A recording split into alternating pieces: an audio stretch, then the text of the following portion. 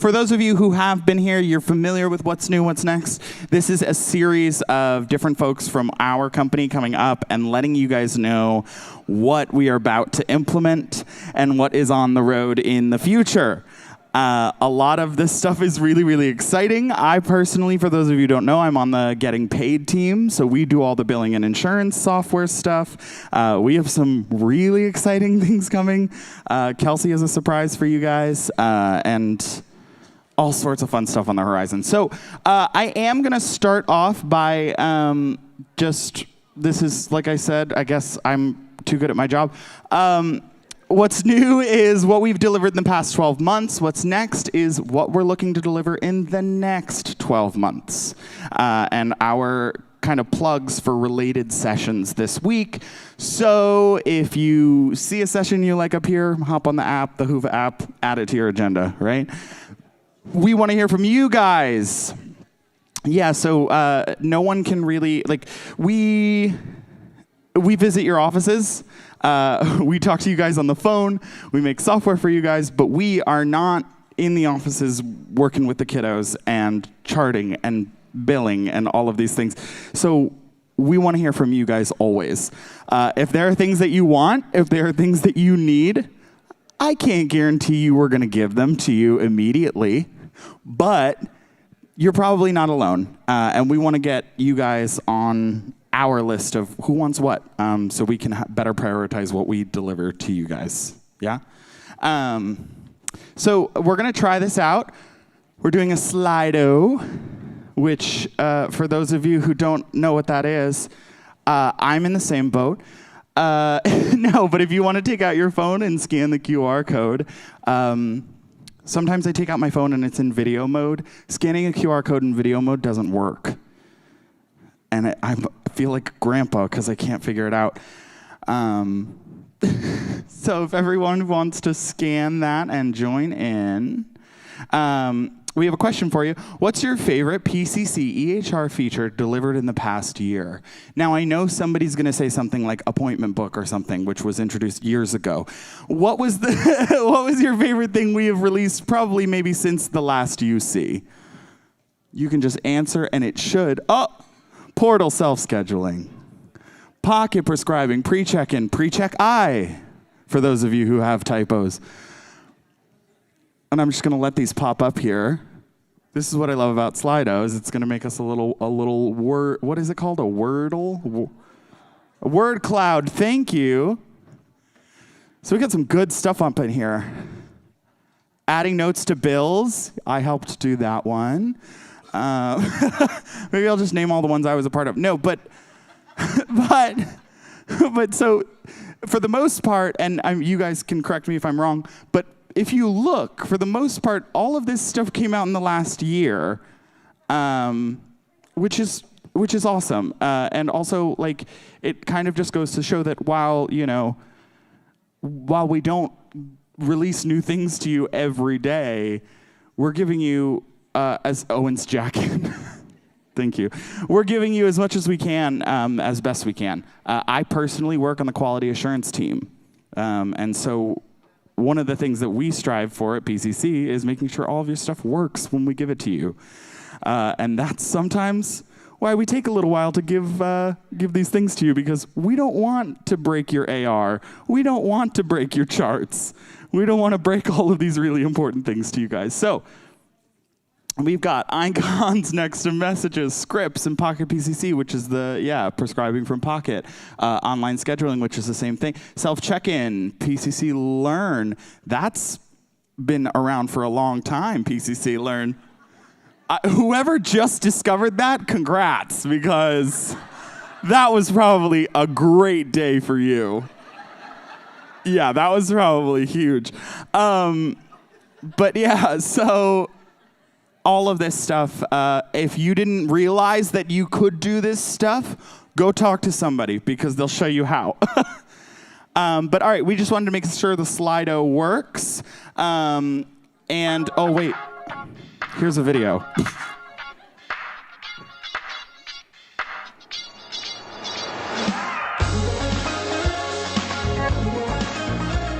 we asked you, what's your favorite new feature in PCC? Hi, everybody. I'm Dr. Samiha Alam. I'm with MD Pediatric Associates here in Flower Mound, Texas. We've had a lot of great things that we've enjoyed about PCC over the past year, but one of the most exciting developments was the self-scheduling. The best update PCC has made this year is online scheduling. We love online scheduling. The families love it because it allows them to pick an appointment anytime, day or night, that's most convenient for them. In the middle of the night, their child is waking up sick, they're able to get on the portal and see what's available for the next day and pretty quickly sign up for an appointment, and that has saved a lot of hassle. And sometimes in some situations, even like middle of the night urgent care or ER trips. So that has been really nice. The staff loves it because it has allowed them more free time to spend with patients that are actively in the office. It's also allowed to decrease our call volumes, which allows the staff to get other tasks done. As a parent myself with children that come to this same practice, I also love it. We love online scheduling. Thanks, PCC. Good morning. Who do we have today? Hi, good morning. I'm India. All right. Thank you for using Portal Self-Scheduling. Oh, you're welcome. And I just love the pre-check-in. It's so much easier. Just so simple. We love self-scheduling. We love pre-check-in. Yeah, Freeburg PCC. Hey, Shannon. Hey. I wish there was a better way to get the ERAs. I am so tired of going to each PIS individually just to get the ERAs. Girl, have you heard? The ERAs are available now on EHR. Let me show you. And it shows a list of all the pairs. And all you have to do is just click on which one you want to process. We will click process, choose the date that it's going to process, that you want it to process, and it'll automatically go to the patient's account. Wow, we love auto posting.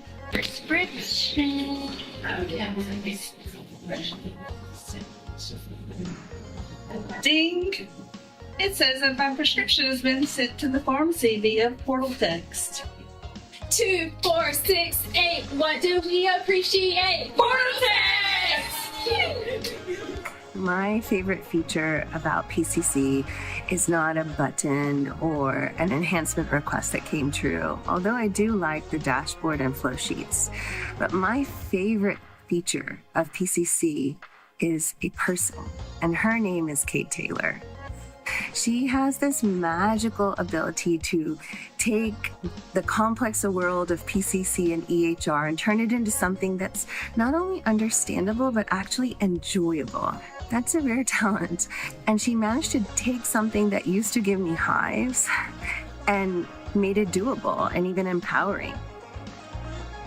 At PCC, we love self-scheduling, our new billing tools, pre-check-in, and new prescribing features too. But like Dr. Madri says, from our perspective, it's all about the people. Thank you, Pediatric Practices. You're the best feature of our job.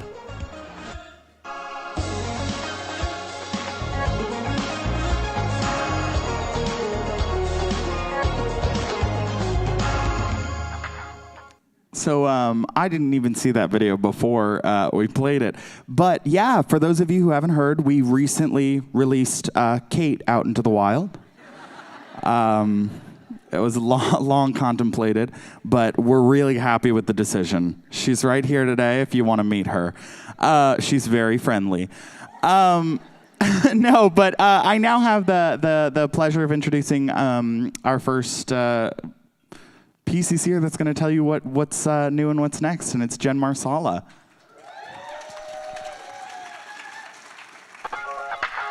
No? There we go. Okay, thanks, Owen. Good morning. My name is Jen Marsala, and I'm a project manager on the Clinical Data Exchange team. The CDX team specializes in interoperability, which is the exchange of clinical data between your practices and third parties. PCC ERX, our e-prescribing solution, is also within this team's purview. And in just a little while, I'll pass the mic to Morgan so that she can speak to all things ERX. So the CDX team works to build bridges or connections between your practices and lots of different types of third parties.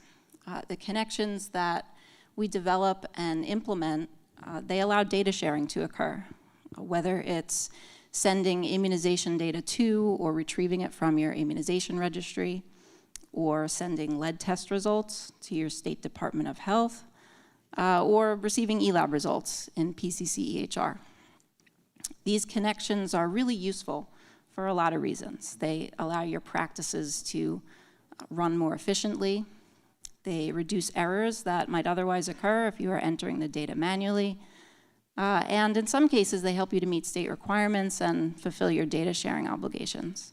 Ultimately, this all helps you to provide the best care that you can for your patients. If what I'm describing about these connections sounds interesting to you or maybe confusing and you want to learn more, I want to highlight a couple great opportunities that you'll have this week at the conference. So Scott Kirby, Fisher, and I are really excited to present Are You Sharing Data Like It's 2025 this afternoon.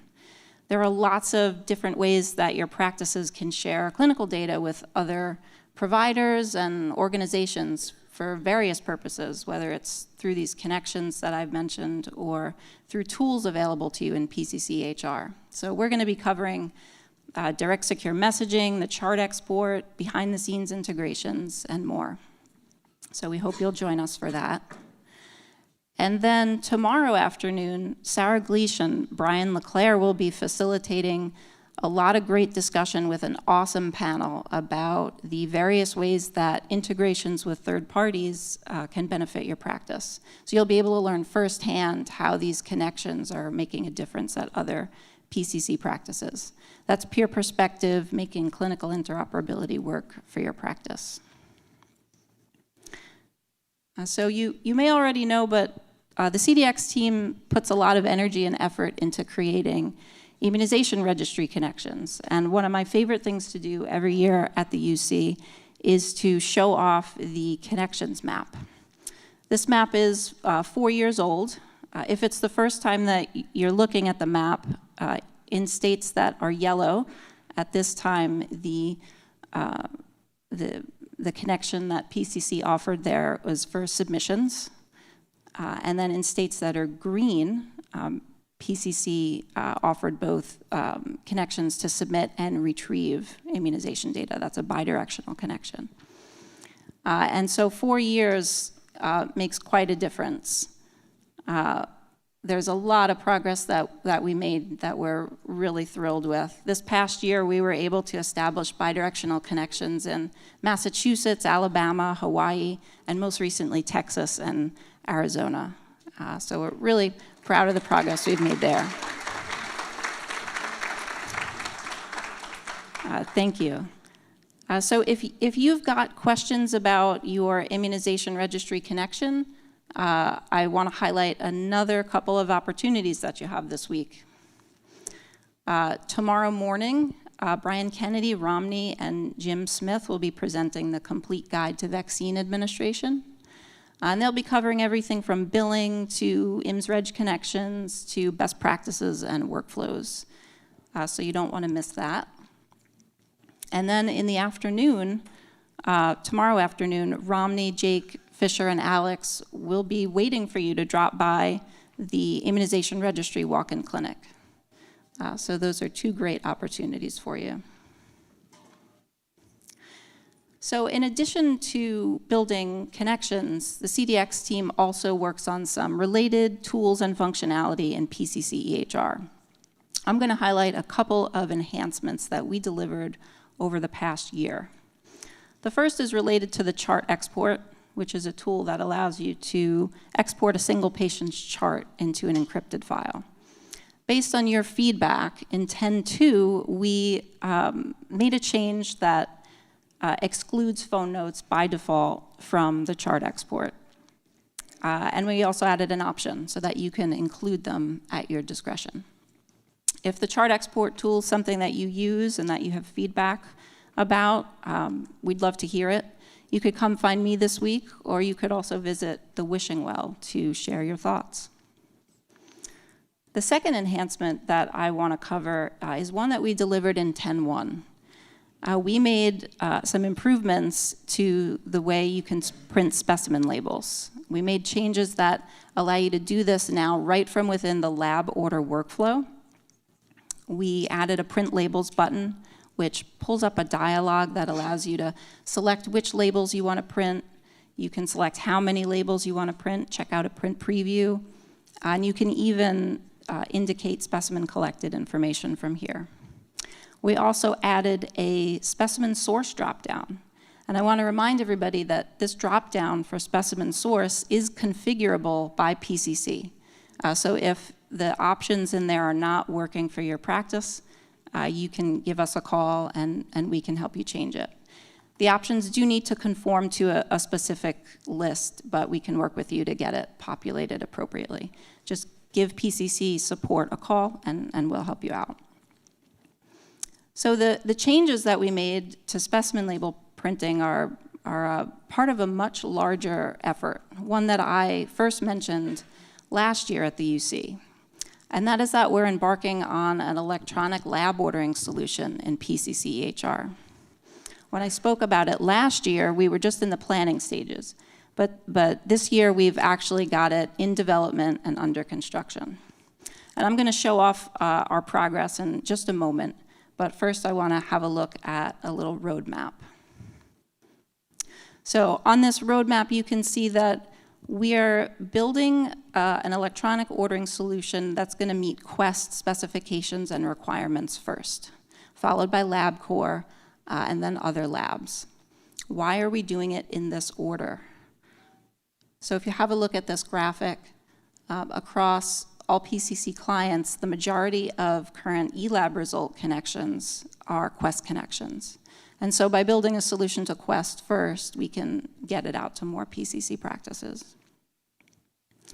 All right, let's have a look at some of the progress we've made on this. So remember, this is still in development, under construction. It's not complete yet. One of the first things I'll point out is that there's some new iconography that indicates that this is an electronic lab order. Some orders have associated Ask It Order entry questions, and we've built a way in PCC EHR for you to view and answer those AOE questions. We've also built a way for you to generate an electronic requisition, and we're leveraging that existing generate requisition button, which pulls up that familiar dialogue. But there are some new inputs. The first is a way for you to indicate whether the specimen will be collected in office versus the laboratory. And then there's also an area where you can indicate the billing type with insurance information for the patient displaying to the right. That send button in the lower right-hand corner doesn't actually work yet. There's a lot of work still to be done. We have to create a mechanism to send the lab order data to Quest. We also need to have a way to receive responses from Quest, handle errors, and then ultimately have a way to display a Quest-generated requisition in PCC EHR. As far as timeline, I think the timeline will become more clear as we move through this year, but we are targeting 2026 to get this out. But when we do finish development on it, the rollout will be gradual because we do have to establish individual ordering connections between each practice and Quest. I think the takeaway here is that we have this in the works. We're really excited about it. We have momentum with it, and we want to get it into your hands as soon as we can. At this point, I'll turn it over to Morgan for ERX.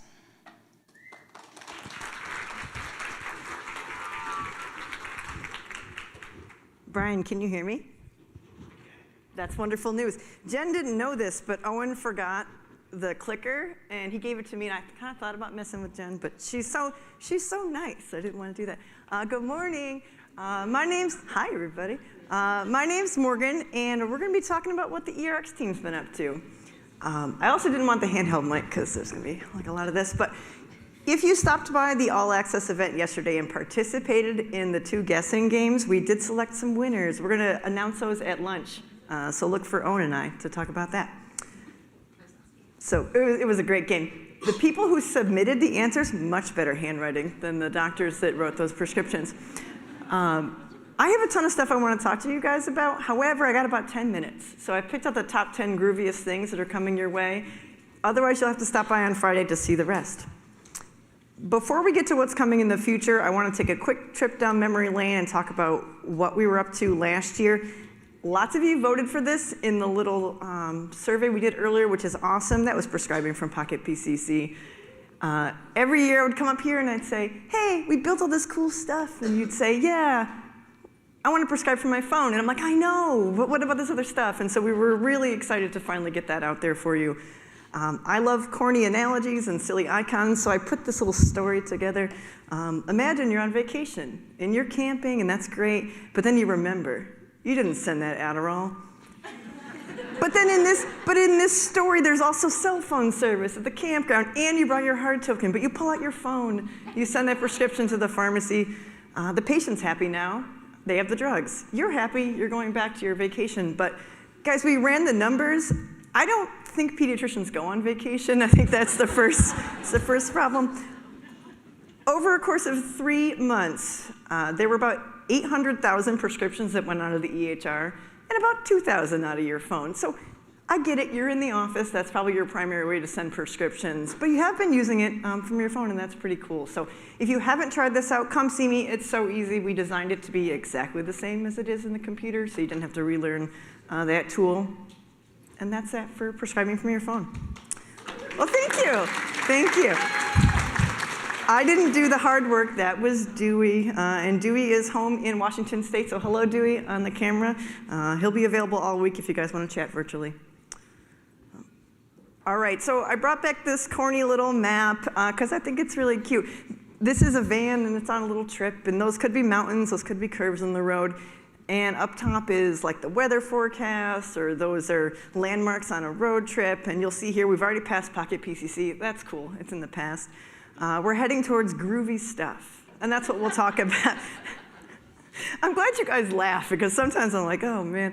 And then you'll see EPA, that's still coming, that's still in the forecast. This is especially important to the nursing staff. You guys are doing so much manual effort for this. EPA's like that cross-country road trip. It's gonna take a while, and the way that PCC builds our releases, we only can do so much with any given releases, and the infrastructure release was the most recent one.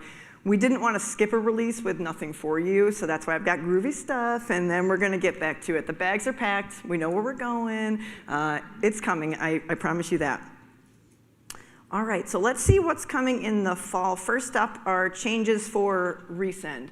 And if you just said, what's Resend? Great question. You know how pharmacies don't have any drugs left? That's what this button is for. So when you send that perfect Vyvanse prescription to the pharmacy, and then your nursing staff gets a phone call and says, we don't have it again, instead of having to go back to the chart, cancel this one, rewrite it, all you have to do is hit resend, pick a fresh pharmacy, and off it goes. You can use it for other stuff. You can change the prescription that you just sent. You can imagine I have a lot of things to say about all this stuff. With Resend, which has been out since late 2023, it was a big hit for the providers. The nursing staff, if it's a legend boring drug, they can use it, but if they can't send controlled substances in the first place, they can't resend them. So they're the ones getting the phone call, and then they write you a sticky note or send you a chat message and says, I need you to resend that Vyvanse. That's gonna change. If you wanted to resend a 3-month supply, you could do the whole thing, but you can't resend month 2 or month 3 later on when no one has that stuff. And you also have to locate this original prescription at the bottom of the encounter in which you wrote it to resend it in the first place. So you might see where some of this is going. In the new release, imagine that nursing and triage staff, they pick up the phone call from the pharmacy, they find out the pharmacy doesn't have Focalin XR, they don't have to wait for you anymore. They can pull up the resend button, click that pencil, change the pharmacy. They still can't send it, but what they can do is save it, and it will end up on your queue for you to process when you have a chance. Before they're able to save it, they will be required to enter a resend reason, which tells you why this resend is coming up in the first place. Then it's gonna show up on your queue, because you know you love watching that counter and seeing what's there for you. At the top of your prescribing queue, you'll see that resend that's waiting to be sent out. You'll still find it in the original place at the bottom of the encounter if that's the place you like to do that with. I didn't mention this at the beginning. I can't get through everything, so we're going through fast, and we're going to skip some stuff. There'll be more detail about this in the class on Friday. Now you'll be able to find the resend button in the chart-wide prescription history. You don't have to dig through the chart to find the one that you wrote. We're also going to make it more obvious when a prescription is successful. Some people take that resend button as an action or a directive. And they said, oh, there must be a problem. It's telling me to resend. No, the resend is just if you want to resend it. And so we will also prevent resend if you haven't made any changes. But we've got some more stuff coming for 3-month supplies. You guys know how this one works. If you want to send a 3-month supply of a controlled substance, you can do so using that button. And that works largely, well. First up, resend within the 3-month supply. So instead of having to send all 3 over the course of that 90-day prescription, when it gets to month 2 and month 3, if you need to send that to a second pharmacy, you can do that. If you need to change something about it, you can resend that as well. You'll also be able to individually delete those 3-month supplies. So month 2 and month 3, if that doesn't make sense anymore, go ahead and delete that. Oh, okay. I meant to say something before I showed you this slide, so don't look yet. You know how sometimes you send a 3-month supply over to a pharmacy and then they delete prescription 2 and 3 because it looks like the first one, or they say, I can't do this, and we know that's not true, or maybe they don't want to put them on hold. I get it. If you like the way things are working, just ignore what I'm saying. You don't have to change anything about this. You'll still have option 1 on the left-hand side. But now at the point of prescribing, if you want to do something, we're still working on the name, but it's kind of like send now or send later. And we'll send the first one now, and the other 2, we'll have it pop up on the queue to tell you it's time for this to be sent. Sort of like a renewal request, but you did it yourself. And it'll show up, and you can decide if you want to send that. You can decide at the point of prescribing if that makes sense that you want to do that, because maybe you know that one pharmacy is always kind of trouble, and you want to do this send now, send later, or maybe it makes sense for the patient. Imagine with me, it's like that cartoon voice, and it's like 30 days later. This will show up on your queue. That probably wasn't very good, but it shows up on the queue, and there'll be a little note that says why that's there, and you can decide if you want to send that at that point. We'll also have some provider-specific configuration in your chart. If you want that to always happen, you can do that too. Is Dr. Peters here from Mount Carmel? She always wanted this. She said, I like 3-month supply, but how about 2? And I said, all right. And so we got 2-month supply. If you only want to send 2, that's cool. Just delete the date on the 3rd one. Easy peasy. All right. Hi. Here's a special gift. But wait, guys, there's more. Does anyone want to talk about Concerta? Oh, I was expecting people to boo, so that's good. We got someone excited in the front row. We can't get into all of this right now, but I understand what's happening with Concerta. The base of this is that not all generic Concertas are the same. They're not all created equal. There's different release mechanisms, even within the ER release mechanism with the osmotic pump. Additionally, you can't see the NDC that's sent at the point of prescribing. You can see it later, and you're like, that's cool, that doesn't help me now. The NDC should not matter that gets sent to the pharmacy, it's representative. But within Concerta, there's 8 that are equivalent to each other, and then there's 2 that aren't. In PCC, right now, we actually send one of the BX-rated ones, and that's why the pharmacy's calling and saying, hey, I can't switch this to one of the groovier options. I understand the pushback. We can talk about this all week. Dewey and I worked really hard to come up with something that we think is going to solve a lot of this. When you look at that methylphenidate ER, 18, tablet, comma, extended release 24, people say, Morgan, it's not 24 hours. I said, I know, that's just what the name is in the system.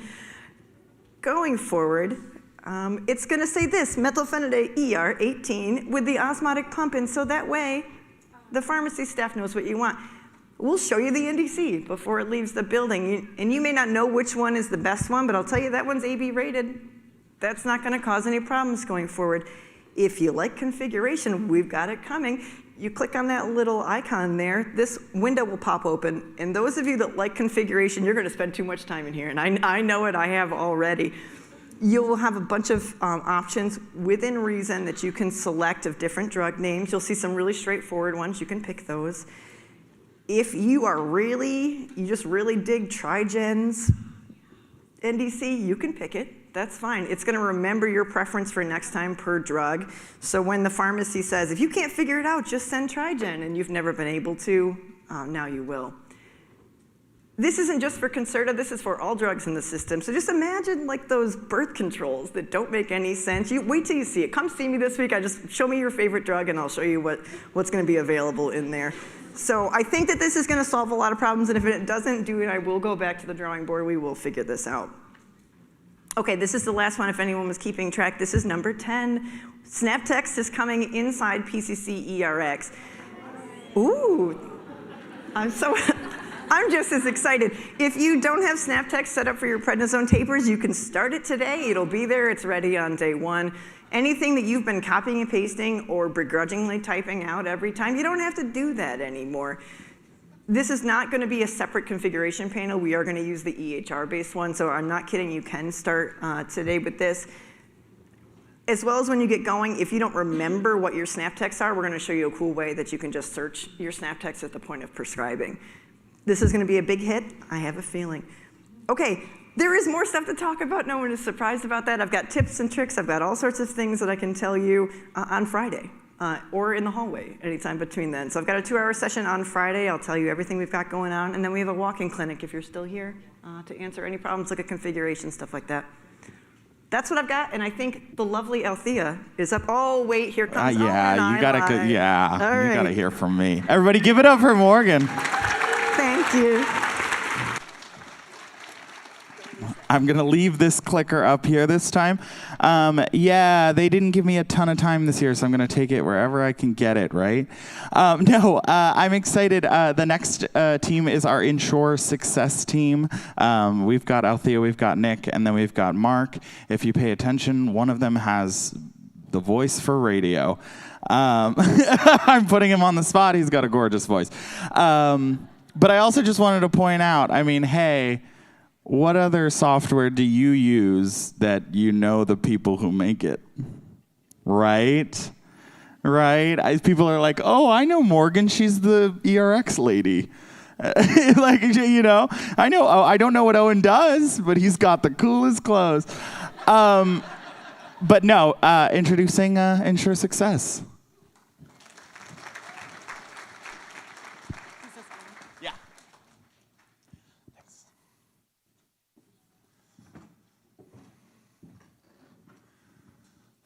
All right, so I'm Nick. I'm a member of the implementation team, and I'm going to start off by talking about a few new fun things.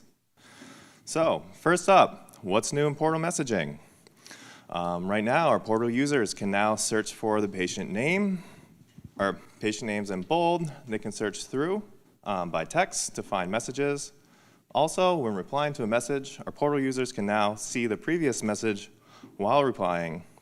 No need to actually leave the draft. Next, pre-check-in. So, as it was, you currently could only have one portal user submit pre-check-in for a patient. That was the portal user tied to the billing account. Now we have a new component and the ability to add an additional portal user to receive those pre-check-in notifications and complete it for the patient. In the upper right-hand corner, we do have some statistics. Practices using pre-check-in. 154 practices are using pre-check-in currently since March 1st. Pre-check-in notifications triggered, just over 522,000. Pre-check-in submitted, 264,000. And pre-check-in completed and imported by the practices, just over 245,000. And here's the big one, portal scheduling. So as you all know, we've come out with portal scheduling since the last UC. So currently portal users are allowed to go ahead and schedule through the patient portal. They can select appointment reason, provider, and location. If you have multiple locations, they can schedule the appointment, and then they can add an appointment note if applicable. And in the upper right-hand corner again, currently we have 53 practices utilizing portal scheduling and just over 22,000 portal appointments scheduled. And moving along over to Pocket PCC. So I'll mention, you all are familiar with the wishing wells we have at the UC, and this was actually one of the top wishes for Pocket PCC last year, and we made it happen. So previously in Pocket PCC, if you wanted to view a document in the patient chart, you had to download the file, but now we have the ability to go ahead and preview the file in Pocket PCC. It'll give you a thumbnail preview of the document itself, as well as the document details. No need to download it first in order to view it. And also what's new, just want to give a shout out to our newly onboarded clients since last UC. Over on the left-hand side, we have everybody that was implemented in the back half of 2024. Over on the right, that is everybody that's come online so far in 2025.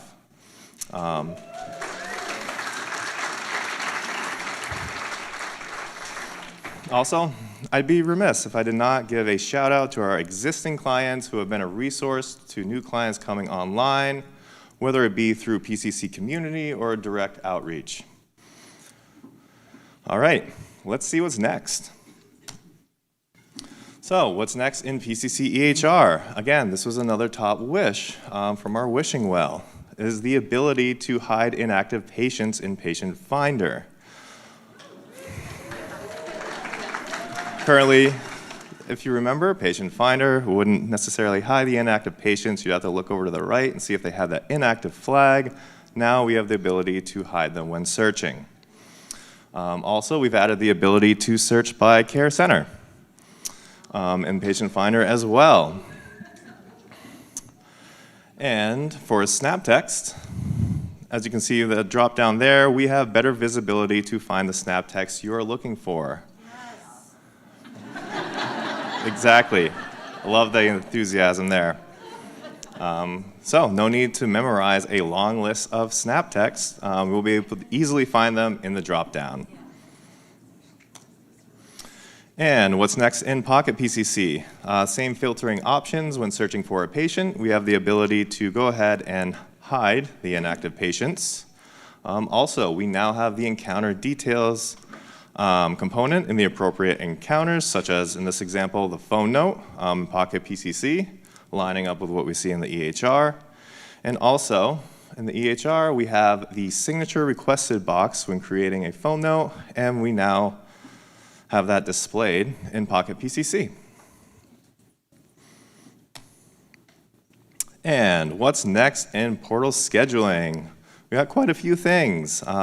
So first, if you know, we now have the ability to restrict scheduling based off of certain patient flags in the EHR. And now we have the ability to prevent portal scheduling with certain flags as well. Also, the ability to schedule multiple patients through the portal, similar to how we can do that in Appointment Book. And we can schedule by care center and narrow the search results. But also, we have the ability to customize search rules for each category. And currently, we only have 2 categories in portal scheduling, but we will be adding a 3rd category, other, for configuring portal scheduling also. And also, what's next? Shout out to our clients that are currently in the onboarding process and will be coming online this year.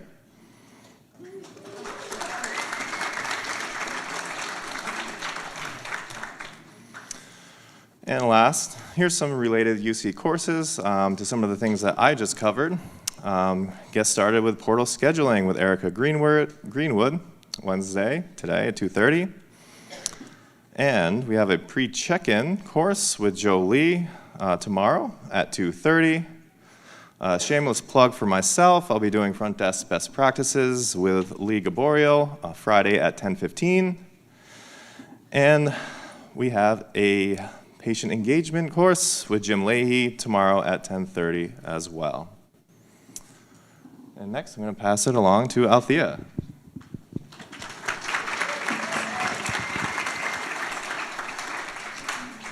I should have brought my hard hat. So I'm Althea, and I make educational content for pediatric practices and for our support folks. You may have noticed that Report Library is looking a little different these days. We've got some collapsible rows, some different searching ability, and we did some infrastructure changes to improve the speed and reliability. And we also did some work in the dashboard as well. And we created a new category, the financial oversight category, and we created some reports to go in it. Now you can reconcile insurance payments, you can report on adjustment trends. Let me get my cards here and make sure I'm covering everything. And you can report on contract fee schedules if you have those configured in your system. So if you're interested in reporting on something like charges and payments by provider or by location, you can take a look at some of these reports in the report library. And we do have a lot of reporting content this year, led by Tim Proctor, the amazing Tim Proctor. We've got 2 reporting walk-in clinics, one on Thursday and one on Friday. And so you'll be able to work with a specialist to get the data that you need. What else is new? You can combine patients and accounts in the EHR. You hope to never have to use this feature, but if you do, it is a lot clearer what information is going where. And personally, the colors make me happy. This one is pretty exciting to me. I actually took this wish at the UC last year, and we delivered it, and I'm so excited. So you can, in the lab orders tab, in flow sheets, you can see a specific lab order chronologically, so you can compare results over time. I love this feature. Let's see. We did some other minor improvements. We added the blood pressure percentiles and vitals, the Z-scores, and the growth charts. And if you're administering weight-based immunizations like Beyfortus, and you need to know how many immunizations you'll need for the next several weeks, you can add the last recorded weight to your patient reports, your patient list reports, in order to have a better idea of whether you're going to need multiple doses for particular patients. So let's see, charting-based courses coming up. We've got Are You Charting Like It's 2025? You've got Mastering Forms, Reviewing Pocket PCC, and Chattis as well. So that's what we've delivered, and I want to show you next what's coming up. You may have seen this shown yesterday. D'Angelette was showing this off. This is a work list that you can generate. You set your criteria, you can generate it to your specifications, to your minimum balance, your practice's minimum balance. And once you've got your work list, you can double click on the row, open the payments tool, work with the account, close it up, mark it as reviewed, move on to the next one. It refreshes every 10 seconds, so if someone else is also working on these accounts, you can see that what they've marked as reviewed, and it's pretty sweet. I'm excited about this one. What else? So we are also bringing you account forms. You'll be able to build and configure account forms, pull in account-based variables, and it'll be a component within the patient's chart. But you'll also be able to mark forms as account forms when you're importing documents. And in the patient's document history, you'll be able to see which forms are for the patient and for each account. So that's exciting. So many good things. All right, and what else? We are improving the standardized clinical measure reporting for PCMH recognition. We're starting with depression screening and follow-ups, child IMS status, and current medications.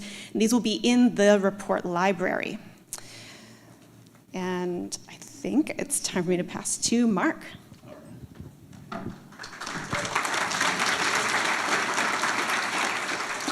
Thanks, Althea. I've been told that my voice is loud, but I'm sure all of you would agree that my voice has nothing on Owen's jacket and boots, right? I mean, thank you everyone for joining today. It's great to see everybody. I am Mark from Client Technical Services, Project Manager, and I'm going to talk about a few more things for Ensure Success. We wanted to talk about some of the support stats. So this is kind of a humble brag that we have. So this slide is really about these are the stats for our important and direct interactions to help you be successful. So we have a number of categories of support tickets resolved. This is over 19,000. So, and this includes more than just problems, right? This is support tickets includes general inquiries, troubleshooting, the aforementioned problems, enhancement requests, and all of our documented interactions with you. So these are, that's almost 20,000 documented. And then there are a few other items just to note. So we have over 1,400 proactive client calls, 15 in-person go-lives, 12 billing follow-up visits, 25 wellness visits, those are our follow-up visits, and 5 hardware technical visits. So we love interacting with you and just wanted to call out some of those numbers. What's new for infrastructure and security? So this is always exciting, right? Performance, security, reliability, and supportability. We wanted to talk about this because, sorry about the microphone. Back in June, with Apple ending support for macOS 12 and 13, PCC required that you upgrade to Mac OS 13 for that to be in use by June. So keeping your workstations on a supported operating system, it's essential because using an out-of-date version can lead to potential HIPAA and PCI, payment card industry, compliance concerns. So this is very important. That's why that was put in place. And upcoming, what's next is a guy working on a Windows. So this is coming for Windows 10 end of support. So we have, it's the same thing. So support is ending for Windows 10. This means all of your workstations need to be on Windows 11 or higher. They're ending support actually in October. PCC EHR, we're looking at the first release 10.5 in the first quarter of 2026 to do that. So we recommend working with your local IT as soon as possible to become Windows compliant.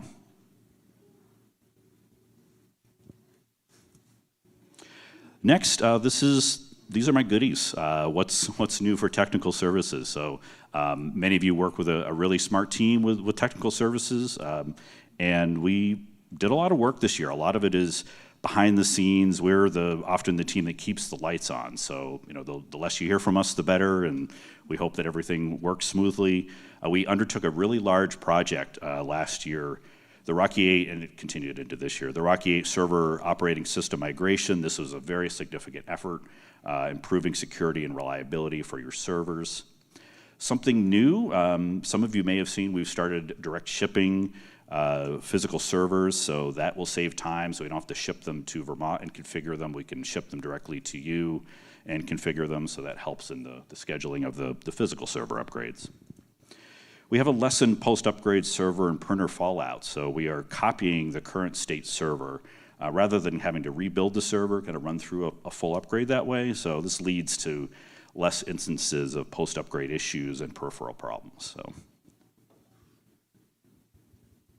we've also been working on Q1, Q2, the Proxmox virtualized environment, the PVE upgrades and maintenance.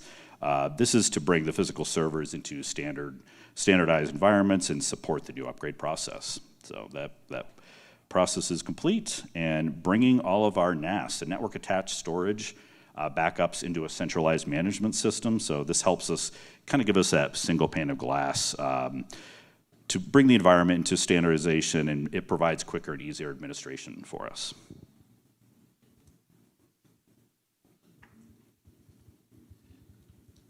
What's next? Less scheduled downtime. We all love that, right? That's really the goal. So we're working towards quarterly downtime. So of course the PCC EHR releases the updates and upgrades like the PVE, Proxmox virtualized environment instead of additional scheduled downtime. There can be updates that are needed due to a vulnerability. That can happen, but we're working towards less downtime needed overall. Reducing the nightly backup durations with a new data storage option. So we're considering those to reduce that nightly backup duration. Maybe cloud storage, maybe NFS, that's a network file system consideration to be determined, but taking a look at that. Managing client network environments from a single pane of glass. So that is, again, like I mentioned with the NAS, we have the Fortinet firewall configuration standardization. So this helps us administer your network environment. New internet failover. So using SD-WAN, this is a software-defined wide area network. If you have a secondary internet connection, so this would allow for easier and seamless internet failover. And finally, I just wanted to note, feel free to talk to us about technical services. So give us a call or enter a ticket post-UC if you have additional questions.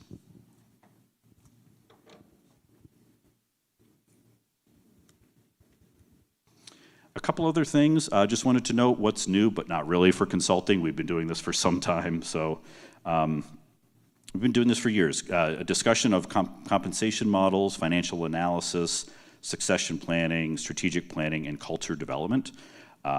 Many of these are ad hoc, short questions that are included with your PCC agreement. We also offer larger projects with a separate agreement. And what's next is really just continued refinement of what we offer. So talk to us about consulting.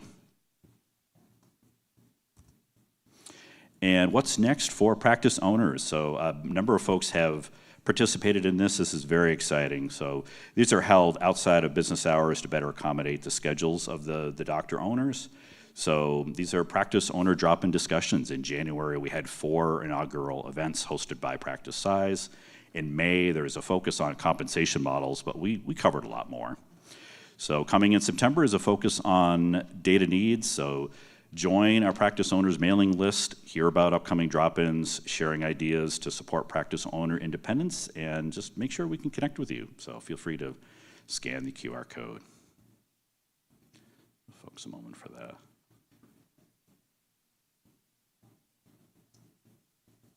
This will be in the presentation after and available as well. Lastly, just wanted to call out a few related UC courses. So we have a number listed here. We've got practice roundtables by size and by region. So that's Wednesday and Thursday.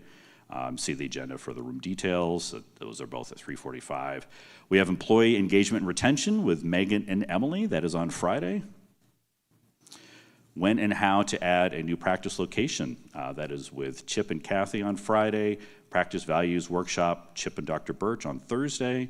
And PCC EHR customizations and workflow for pediatric medical homes, Kate and Amanda on Thursday. One more slide, we've got a lot of call outs to do. Are you running your practice like it's 2025 with Chip on Wednesday? Ask PCC Hot Ones if you haven't heard about this with Chip, Scott, Jim, and more. To understand this will include actual hot wings. That is 2:30 on Friday. Ask Chip at 3 o'clock on Friday. I'm excited to see how this 2:30 to 3 transitions for Chip after eating a bunch of hot wings and asking Chip. So that'll be fun. And maintaining and improving your HIPAA compliance plan workshop with Megan. That is on Thursday. Thanks, everyone. I'm going to transition over to Get Paid. Give it a round of applause for Ensure Success. Was I wrong? He could talk about NAS servers and whatnot, and I put it in the Calm app and fall asleep to it. I'm telling you, this could be another revenue path for PCC. Speaking of revenue, I'm going to keep kind of reinforcing in your brains what I do at PCC. I do quality assurance with the Get Paid team, so this team is close to my heart. I love my billers. If you're not a biller, that's still okay. I still like you. Some of you are doctors and billers. Some of you wear every hat there is in the office. But to talk about what we have given you guys and what we plan to give you guys, Kelsey's going to come on up for Get Paid.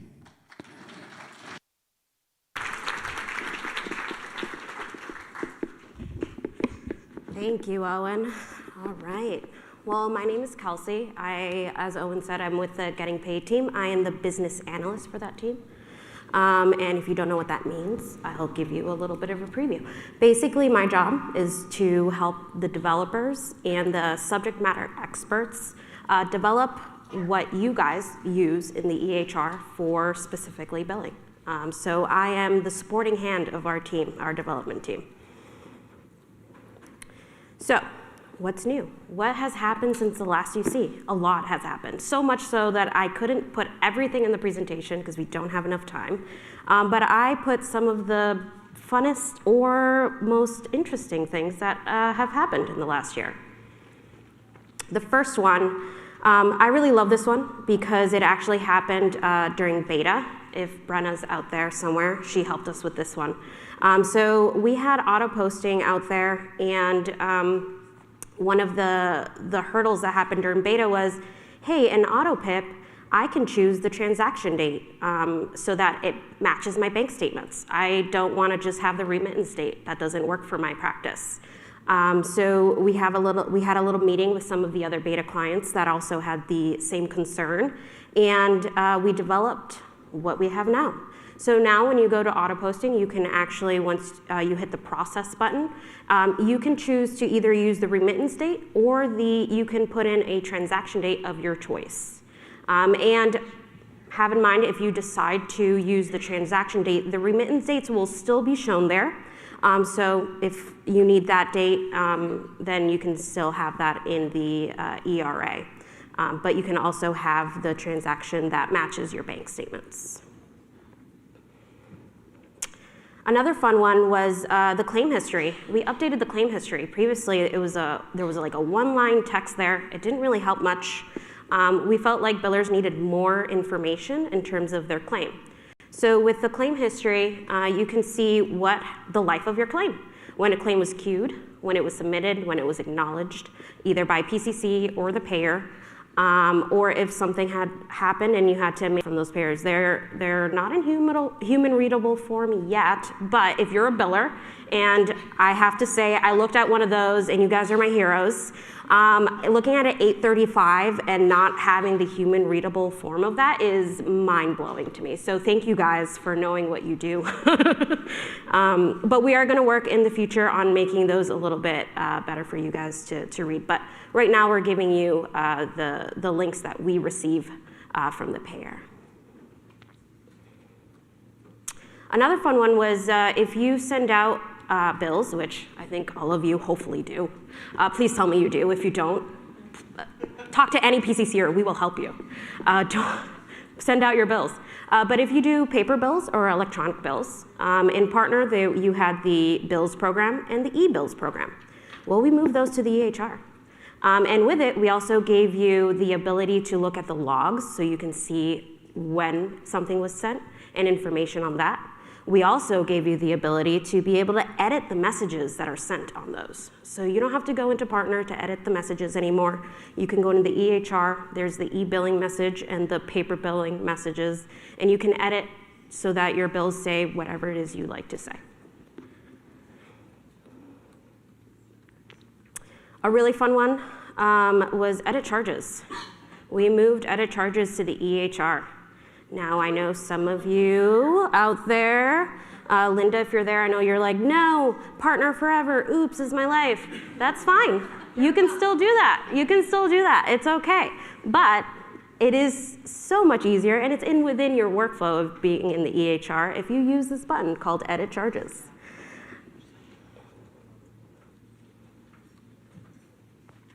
Another thing that our team worked on was bringing over some of your tables. So if you've been here long enough, you know your TED tables are some of the places where you need to configure certain things. We brought those over to the EHR. Some of those tables are the immunization and disease table, insurance groups, insurance plans, payment types, procedures, procedure groups, and provider groups. We are working right now on adding more. Right now we have patient flags and account flags that are also going to be added to these tables. So that's super exciting. And our, like I said, in partner, they're called TED. We call these Teddy because they're cuter.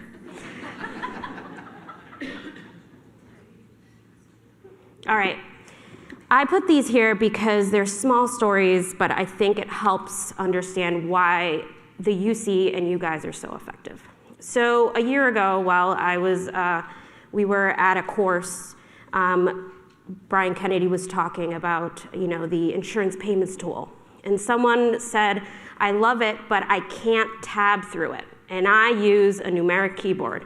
And it's so much faster in Partner than it is in the insurance payments tool because I can just tab through things in Partner. Well, I took down your wish and we made it happen. So right now in the insurance payments tool, you can tab through the insurance payments tool.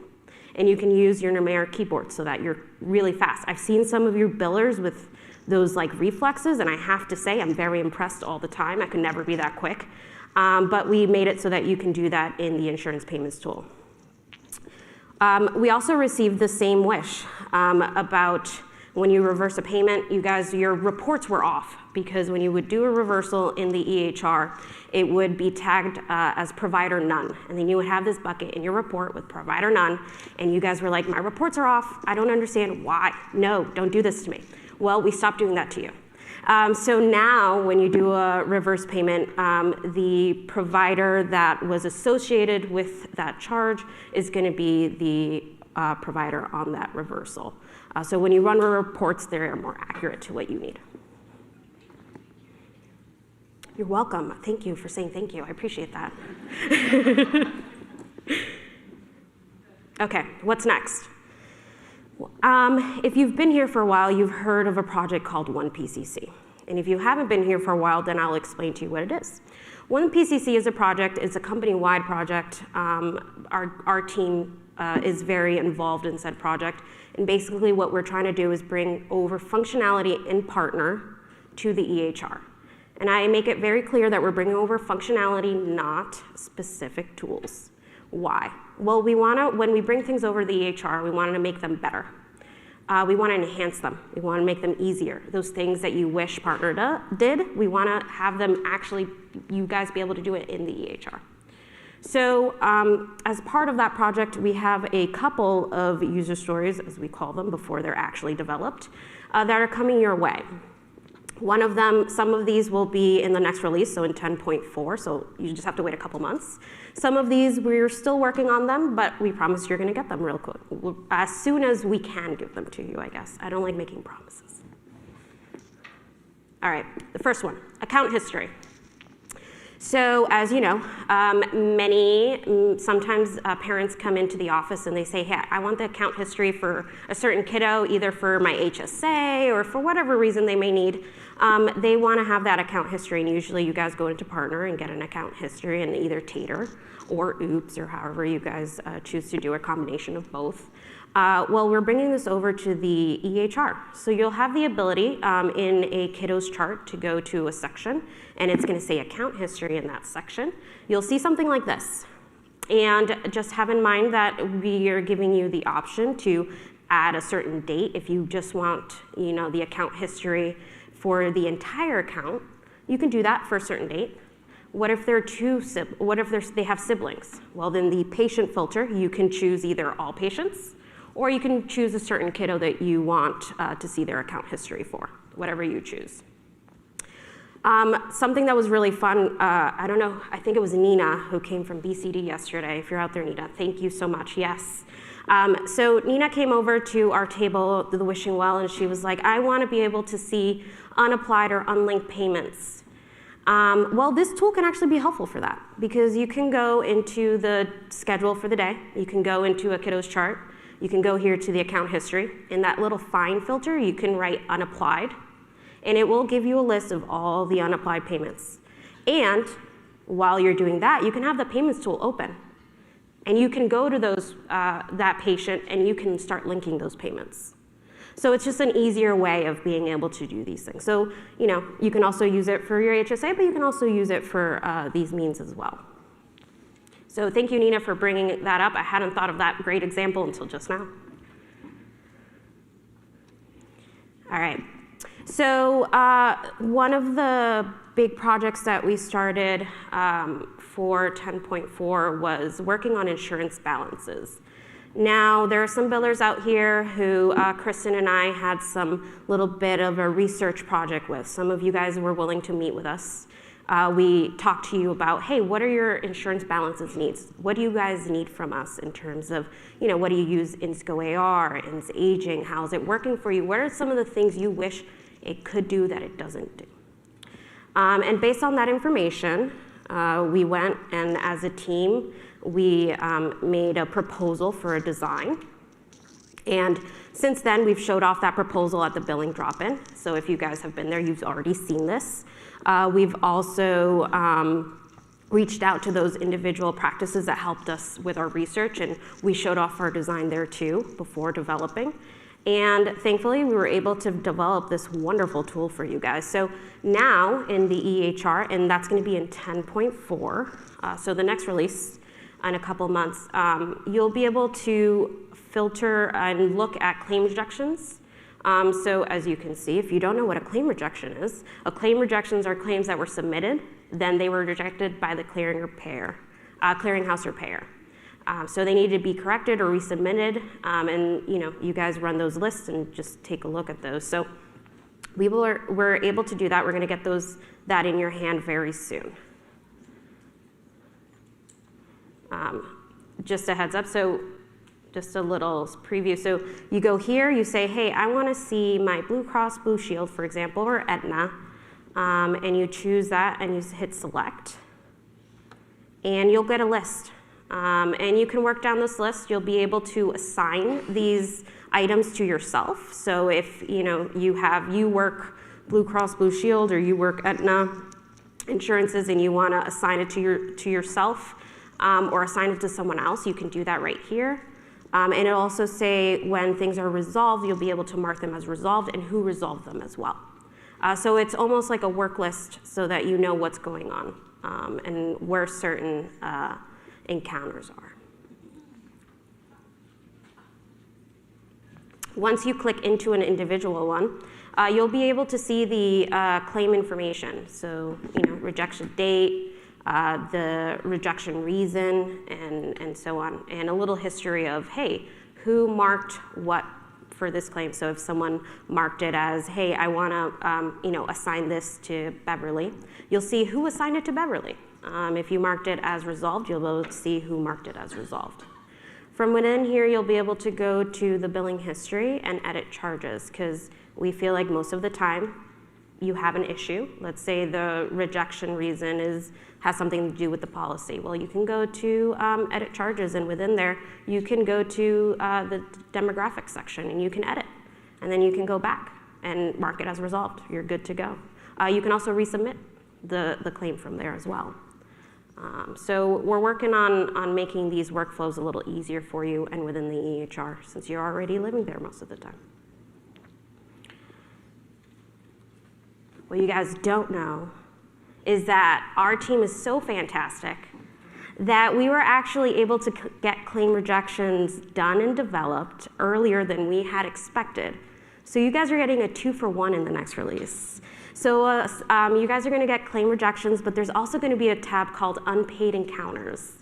So you will be able to work your unpaid encounters. So I know that a lot of you guys use Ins Aging to be able to see the age of a certain claims or a certain group. And this is kind of that. And also you'll be able to work on those as well at the same time. So this is a concept that our awesome designer, Michael, drew up for us. I didn't have time to actually get pictures of the actual tool before this presentation was put together, so I do apologize for that. But you'll be able to see kind of what it's going to look like a little bit. So on the first page, you'll be able to see your insurance groups. You'll see the aging, as we said. You'll be able to pick which aging you want to work with. If you want to work with all, you'll be able to click Work with All option as well. In the second page, you'll see a little bit of what you'll be able to see from there. So you're going to be able to see the service date, days since the service date, the patient information, the patient name, insurance plan, provider of service, place of service, and amount. And if you've decided to work with all, you can then from there just look at the aging. So you can filter by aging. So if you don't want to look at a specific insurance, you want to see all insurance, but I want to see all insurance in the 0 to 29 bucket, for example, you'll be able to do that here as well. You can also filter by place of service and provider if you wish. From there, you'll be able to click a button that says View Details.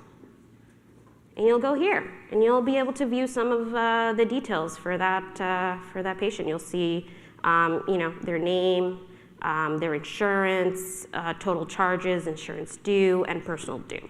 From here, you'll also be able to go to Edit Charges and Billing History to look up more information if you need it. So yeah, I hope that you guys love it. I know that a lot of you have been waiting for something like this in the EHR, so we're very excited to deliver it a little earlier than we expected. So I do want to take a moment to, if you guys wouldn't mind clapping for my team, because they did so good. Yeah, I appreciate it. Yeah, this is for all of them. They did such a great job, so we thank you all. We also thank those practices that helped us with our research and those practices that also helped us with our design. So just a heads up, if you want to see this, you want to see the actual, like in the EHR, how it's going to look, how it's going to work, the functionality, I would suggest going to our live billing drop-in here at the UC. You'll be able to, Michael will be able to show this off a little better, much better than I just did, I promise. He'll be able to show you a little bit more to that. But there's more. Wait, it's not just one thing. Real-time claim status is coming. So those of you that don't know what real-time claim status is, basically right now your billers have to go into payer portals to look up the real-time, like where is this claim right now at this very moment, and the information from that claim. So this means that they have to go from the EHR into payer portals, and that takes a lot of time.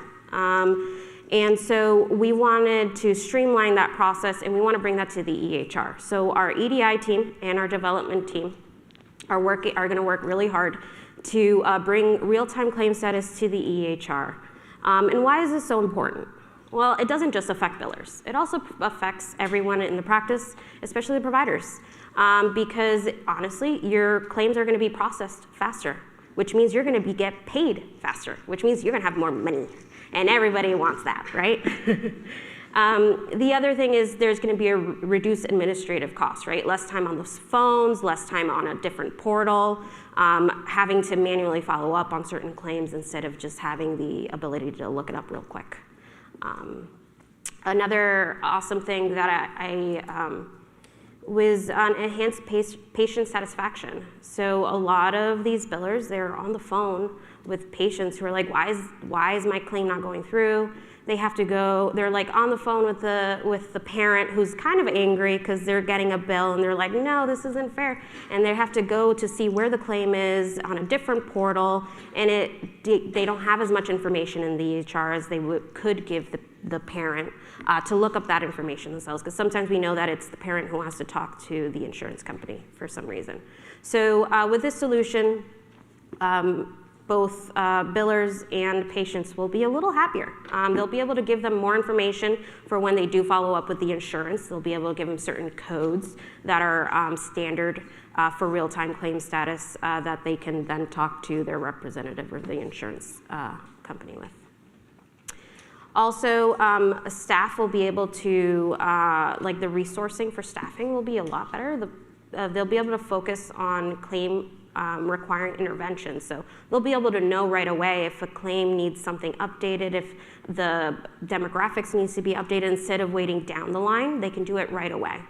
It'll be quicker and easier as well. And better reporting. Who doesn't love better reporting? Right now, our EHR doesn't store the discrete information that we could store if we had real-time claim status. So you guys will be able to report on these things. And we know how much both provider and billers and all love reporting. So who doesn't love better reporting?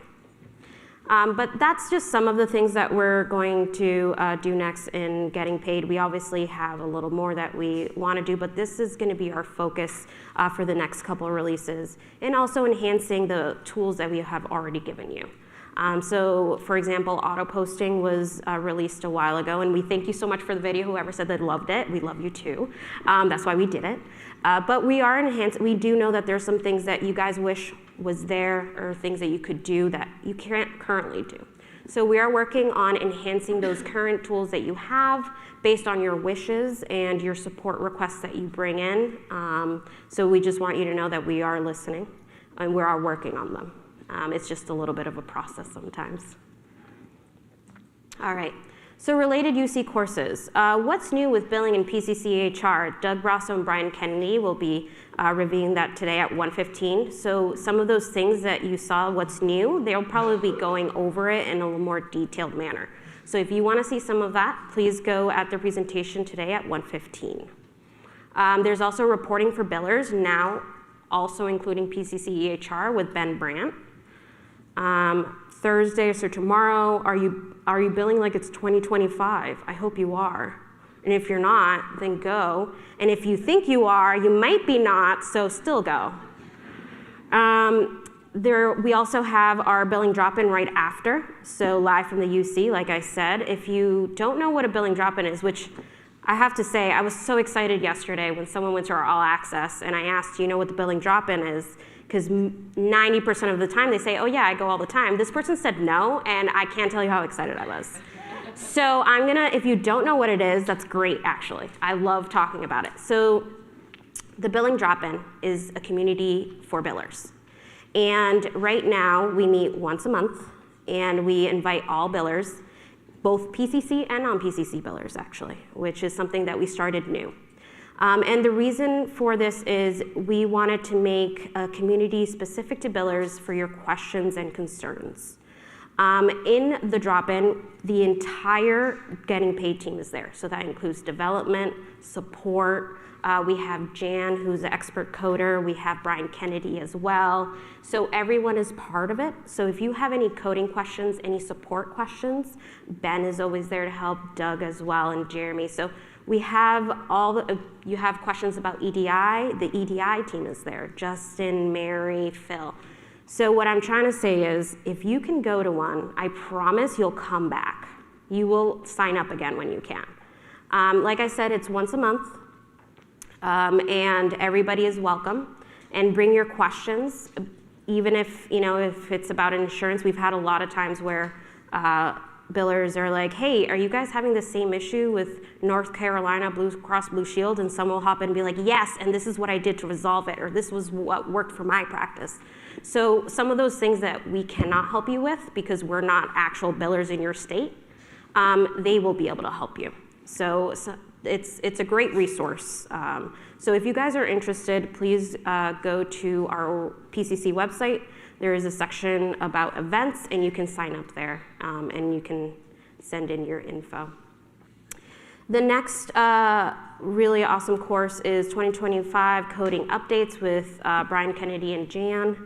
And then Friday, we have Proper Pricing for Your Services, a building block to increase revenue, which is presented by Ben Brandt. And lastly, Distribute the Weight, how everyone can affect your billing process by Jan. So thank you guys. I also did want to put a plug in for Wishing Well here. On your app, you'll be able to see when the Wishing Well is available. If you guys have wishes for any of our teams, but if you have billing wishes, we love to hear them because we do try to at least have a couple of those in each release, or at least in that year. So If there's some things that we can do, we will do. We call them little delighters because, you know, they make you happy or smile. And they make us happy because they make you happy. So it's all around all happiness. But if there are some things that you want better, please don't feel shy or feel bad. We want to hear about it. We really do. We want to make our tool as best as we can for all of you. But for you two billers, we love you. And that is it for me. Give it up for Kelsey.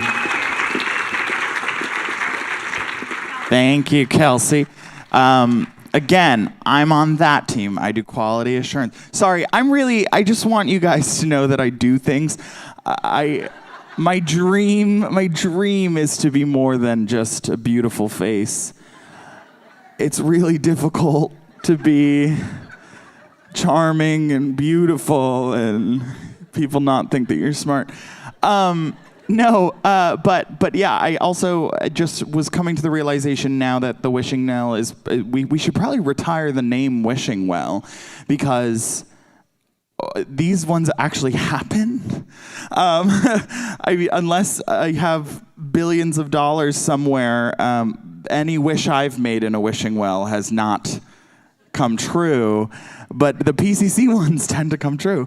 But speaking of, I was about to say speaking of lunch. Lunch is coming up soon, I promise. We have one more speaker, and it's Scott Kirby, and then afterwards we can all go eat. But to talk about AI and the future of PCC's relationship with AI, I invite Scott Kirby up. Come on, Scurvy. Thanks, Owen. Man, hard to step up on a stage in a black polo after Owen introduces you. Got to get my game up. Hey, friends. I'm Scott Kirby. I'm one of a growing lineup of Scotts at PCC, Scotty now as well. If you need to refer to me directly, PCCers tend to call me affectionately. I tell myself Scurby, not to be confused with acute vitamin C deficiency. But that having been said, my day-to-day life at PCC is providing strategic and technical guidance to our clinical data exchange team alongside my friends Morgan and Jen over there, who you heard from earlier. But today, I want to talk to you guys a little bit about PCC's recent conversations and efforts around Ambient Scribe, which we'll talk about right now. Let's see if I get this thing right. Yeah, so a tagline here, PCC's been talking about thoughtfully leveraging this emerging technology to improve the charting experience for providers using AI-assisted note completion tools, right? Ambient Scribe. So I'm not gonna talk to you guys about the wild world of hyped AI. I'm gonna talk about this specific use case today.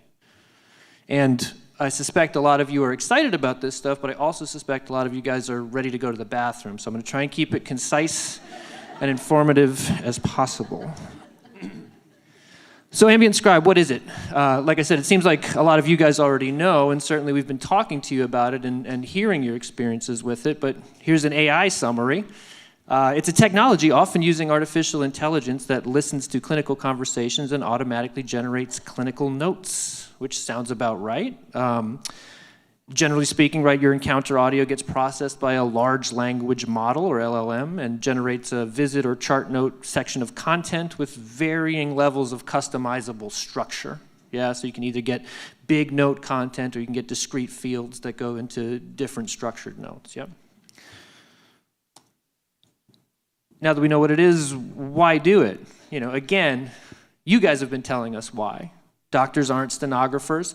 PCC users have been telling us for years that they want to spend less time typing, more time focused on patients. We hear this not just in terms of the actual time saving, you know, the amount of time charting, but more about the engagement during charting. People don't want to have to sit and look and type. They want to look their patients in the face while they conduct visits. And so this is one method of advancing that, right? And we say one method because we don't believe that Ambient Scribe or any AI-related use case is the silver bullet to patient engagement and you know, staying invested in visits. This is just one way to make it easier for providers to use EHR technology and indeed health IT in general. Excuse me. So what's PCC been doing about this? Well, We're researching core technologies and available solutions, so we're getting ourselves up to speed with the underlying sort of technical platforms that power these solutions. We're talking to our favorite people, a lot of whom are in this room, but are our clients, right? Learning about your experiences with Ambient Scribe solutions, what you like, what you don't like, which ones you've used, your general sentiments about it. We've been interviewing vendors, learning about their various offerings and their policies and plans and general vibes. Any hype technology like this, you've got to kind of really sift through, figure out who's going to exist a year, 2 years from now. PCC takes great pains to make sure we don't link up with any sort of mustache-twirling tech villains. It's nothing against mustaches, it's the villainy we're trying to avoid, you know? So you're doing a lot of that. We're getting hands-on with the technology. You know, PCC is filled with, you know, really technically minded, sort of learning-hungry, you know, nerds, right? We're nerds, and we want to get hands-on, so we're using their APIs. We're seeing which ones are easy to integrate with, which ones provide the most accurate stuff as far as we can tell, all that. And we're considering in general how Ambient Scribe features could best work in PCC EHR so that folks who are using this technology or interested in using this technology don't have to jump back and forth between a bunch of different applications, but can have an integrated experience. So what's PCC not doing in this space? We're not leaping before we've taken a good look. We have a lot of questions for a lot of vendors, for a lot of open source technologies, and we like to get specific. I mean, you know, we'll sit on a Zoom call and ask, how do you keep, you know, PHI from getting tokenized as it gets into your vector space and persistent embedments and so on and so forth, and that's the kind of questions you want to ask. We're not seeking to shoehorn any AI tools where they don't belong. A lot of these use cases are still getting developed. We're not looking to shove AI clinical decision support in your face or you know, send you anything underbaked here. We're not interested in forcing AI workflows on any users. Anything we would potentially deploy would be you know, configurable, turn onable, turn offable, very clearly identified, that kind of thing. And again, we're not thinking that Ambient Scribe or any particular AI application is a silver bullet for optimizing charting. We're going to keep looking for all options in that regard. Some of the important factors that we're considering as we look at partnerships, development options, et cetera. Patient safety and privacy is the biggest one. That's the one that we're primarily concerned with because anything we want to ship has to have that first and foremost. So that's driving a lot of conversations with potential partners and a lot of the conversations about development options and so on. We're interested in provider satisfaction and real utility. The thing you least want to do here is find some Ambient Scribe tool that you find yourself actually having to review and correct for longer than it would have taken you just to write the note yourself in the visit. So trying to make sure we're actually identifying tools and workflows that solve this problem as opposed to just provide a different sort of parallel reality for it. Note template flexibility and extensibility. Those of you guys who use PCC EHR already know we have very configurable protocols, right? You can have your pick of different components in different orders and so on. So we want to make sure any AI solution, any Ambient Scribe solution we would consider can support the sort of configurable and extensible nature of the protocols if we're going to carry that forward. We're interested in the accuracy and explainability of the generated content. You know, you'll hear a lot of people, even AI experts, tell you, no one really knows exactly how LLMs work, right? Well, we want to really know where the stuff is coming from that comes out to the greatest degree possible. So that's another thing we're talking about when we talk to potential vendors, making sure they have good ways of guaranteeing accuracy to a certain level and how they tune their models and that kind of thing. And we're interested in the user experience within the PCC EHR ecosystem. Again, a lot of you folks are already using tools in this world. We would love it if you didn't have to hop back and forth between different apps, cut and paste stuff from your AI scribe into this field and so on and so forth, and make it all sort of a integrated and fluid experience. So PCC's goals in this regard, and this is, semi-short term, right? We want to identify a right solution based on those factors we just discussed, whether that's a specific partnership, perhaps a set of partnerships, something we develop in-house, whatever it happens to be. We'd love to deliver that to you in 2026. We'd love to use your feedback on whatever our initial offering is to iterate on it and figure out what the right path forward is. Again, this is an emerging technology and sort of a space that's going to be developing over the next few years, so we want to make sure we're getting the feedback along the way. And we want to continue building a sort of right-sized roadmap for AI applications. PCC doesn't have any plans to become an AI medical company overnight or anything like that.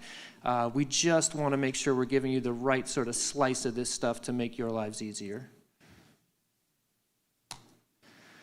So we've got some related sessions on this coming up. We've got a great user panel from folks who are using AI with PCC EHR. That's Thursday, 2:30 to 3:30 rather. You can hear about different providers and their current tools they're using, what their workflows are, and how they integrate it with PCC EHR.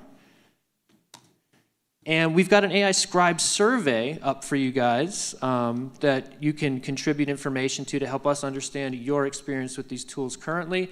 We've done a lot of talking with you recently about it, but this is for everyone to contribute. So if you guys want to go ahead and scan that guy, you can jump right in. And this is also available in your slides on the app to link into. Leave that up for a minute. Sarah, it's working. Where is she? Sweet. And